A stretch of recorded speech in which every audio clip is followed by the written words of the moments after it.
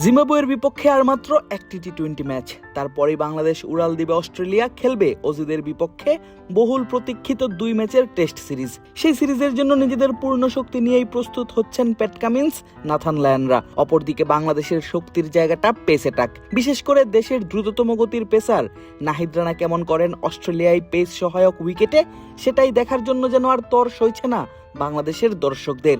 তবে সেই অস্ট্রেলিয়ার সিরিজের আগেই টাইগার শিবিরে এলো দুঃসংবাদ, ইনজুরিতে পড়েছেন নাহিদ রানা। গতকাল 17 জুলাই মাঠে চলছে বাংলাদেশ এবং জিম্বাবুয়ের মধ্যকার 3 ম্যাচের টি-20 সিরিজের দ্বিতীয় ম্যাচটা। আগের ম্যাচে নিজের সেরা বোলিং পারফরম্যান্স করা নাহিদ রানা আছেন দ্বিতীয় ম্যাচের একাদশেও। একে একে করলেন নিজের 2 ওভার। তৃতীয় ওভার করতে এসেই যেন পায়ের মাসেলে কিছুটা টান অনুভব করেন তিনি।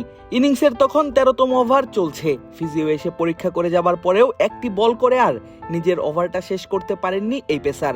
নিজের চলমান ওভারের 3 বল বাকি থাকতেই উঠে যান মাঠ থেকে।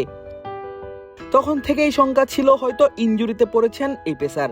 সেই শঙ্কাকেই যেন সত্যি প্রমাণ করেন জাতীয় দলের ফিজিও বায়েজিদুল ইসলাম। নিশ্চিত করেন নাহিদ রানার ইনজুরি। আসসালামু আলাইকুম ওয়া রাহমাতুল্লাহ।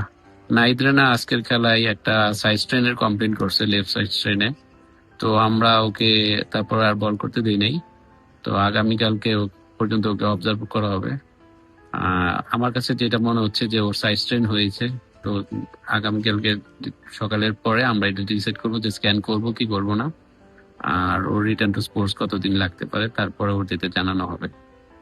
5+ স্টার রেটিং প্রাপ্ত দেশের সর্বোচ্চ বিদ্যুৎ সাশ্রয়ী ওয়ালটন এসি। স্মার্ট কমফোর্ট এখন নেক্সট লেভেলে। ইনজুরি নিয়ে মাঠ ছাড়ার আগে 2 ওভার 3 বল করেন নাহিদ রানা।